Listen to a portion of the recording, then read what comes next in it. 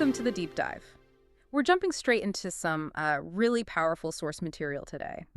Excerpts from the article Gugu Mbatha-Raw, Refugee Resilience and Our Role by Ray Masioyu. Right. So our mission here is, well, it's simple, but it feels vital to really extract the core insights from these pages. What are we looking for exactly? Well, what do they reveal about the incredible resilience of refugees, the really stark challenges they face? And UNHCR's work. Exactly, the essential work of UNHCR, and maybe the most important piece, the role that all of us are kind of called to play. Sounds good. Seems like there's some quite personal stories in there. Definitely. Get ready, because there are some deeply human stories and critical takeaways here. And just to give us some context right away, the source introduces Gugu Mbatha-Raw not just as the actor you might know. Right, from shows like Loki or The Morning Show. Exactly. But here, specifically as a UNHCR Goodwill Ambassador, a role she's held since 2018. And the article really uses her experiences to explore the human side of the refugee journey. Yeah. Focusing on resilience, but also our fundamental connection to it. Absolutely. Because while the scale of displacement, the numbers, can feel, well, overwhelming, focusing on the individual human experience beyond the statistics, that seems key. It is. Why is that connection so important for us in our world today, do you think, based on the source? Well, the source really makes the case that it moves the issue from, an abstract global crisis to something deeply personal and relatable. It helps us see refugees not as numbers, but as individuals, people with lives, histories, futures, much like our own. And the article opens by pointing to Mbatha-Raw's own powerful link to this experience. Yeah, her father's story. It highlights her father's story, fleeing apartheid South Africa, having to leave everything behind. Right. And she talks about this as an ancestral call, like a deep-seated motivation to help others facing similar upheaval. Even while acknowledging her own privilege. Exactly. While acknowledging her very different privileged life, she's acutely aware of the sacrifices her father made.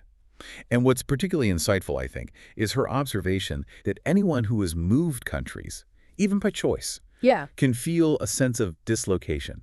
Like a part of them stays behind. It kind of bridges her personal experience, though vastly different, to the profound loss refugees face. That personal bridge seems to really inform her work as an ambassador, which the article details. It talks about her travels to places like Uganda, Rwanda, and the DRC. Places that aren't always top of the news cycle. Right, often areas that aren't front-page news. And she uses her platform to bear witness, basically. The force shares specific, deeply moving examples of what she's seen and who she's met. The story of Françoise, that one really stands out. From the Nakivale settlement in Uganda, it's incredibly powerful. The article describes Mbatha-Raw being drawn in by, the sound of children singing. Yeah, that led her to this woman. And this is where the source delivers a really striking insight into resilience, isn't it? Totally. Françoise, a refugee from the DRC, she endured horrific trauma, losing her husband and children in the Rwandan genocide. I mean, just unimaginable. Unimaginable loss. Yet despite that foundation of loss, she's this beacon of strength in her community. She became a teacher, runs women's support groups. Even a football team. Even a female football team, exactly. And kens her vegetable garden.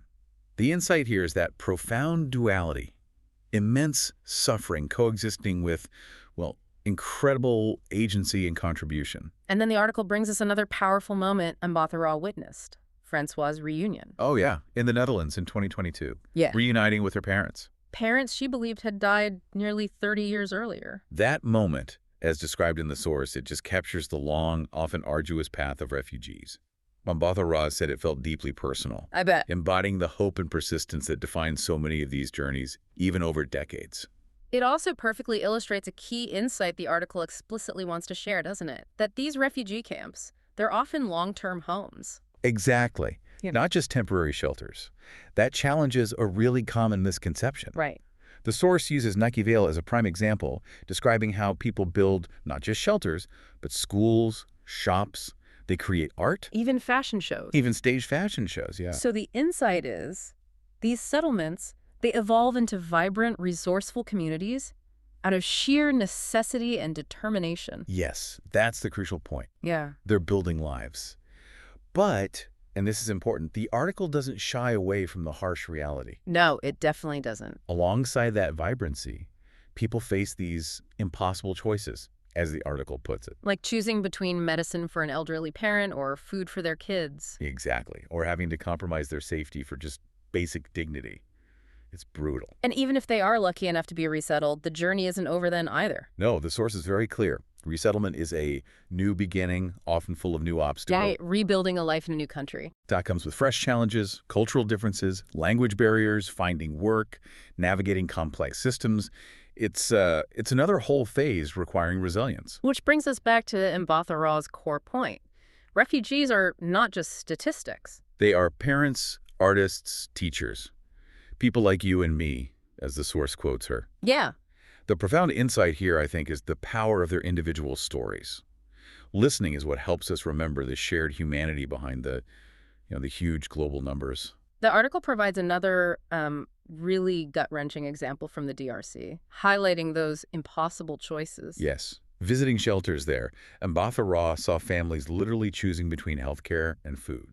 The story of Cadet is particularly vivid. Tell us about Cadet.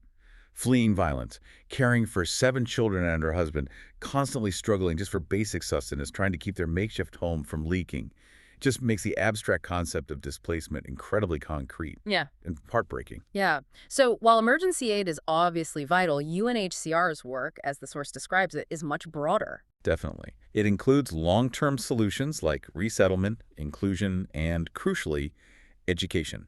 But there's a threat. Yeah, here's a critical threat the article highlights. Major cuts to humanitarian aid are jeopardizing these very essential services. Things like education and healthcare. Exactly. The very things that help people rebuild. And the article strongly emphasizes why education is just non-negotiable. It's fundamental, isn't it?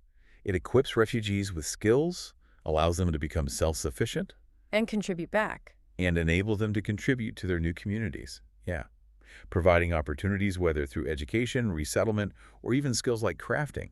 It's essential for dignity and rebuilding. The crafting example is quite beautiful, actually. Yeah. The source describes it not just as a way to, make things to sell, but as a healing communal practice. That's another great insight. It connects practical skill building and potential income with something deeper: community, purpose, and maybe a way to process trauma together. It's about regaining a sense of agency. And the ability to support family, which is incredibly powerful. And all of this leads to the central question the article and Mbatha-Raw pose: what is our role in all this? Yeah, what can we do? The source synthesizes it pretty clearly. Yes, there's the role of supporting organizations like UNHCR, financially, if possible. Sure. But on a personal level, it seems rooted in compassion and kindness qualities. Mbatha-Raw feels the world desperately needs more of. She's quoted as saying, "No action is too small." That really stuck with me. That really resonates, doesn't it?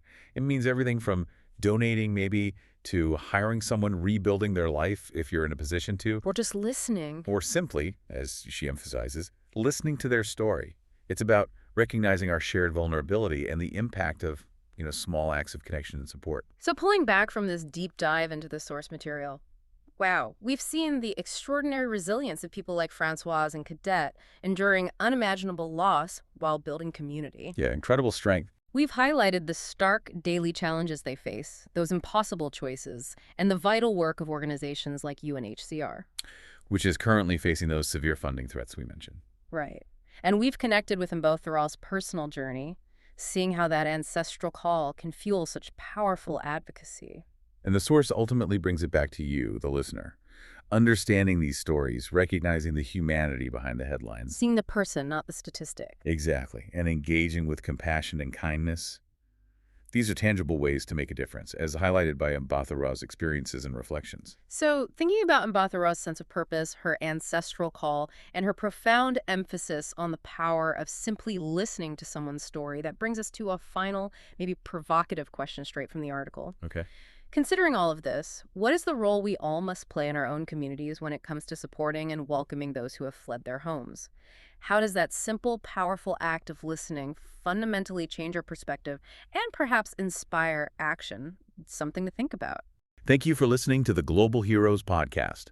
Please remember to follow us on social media, and you can also stream our show, It's a Beautiful World, over on Prime Video.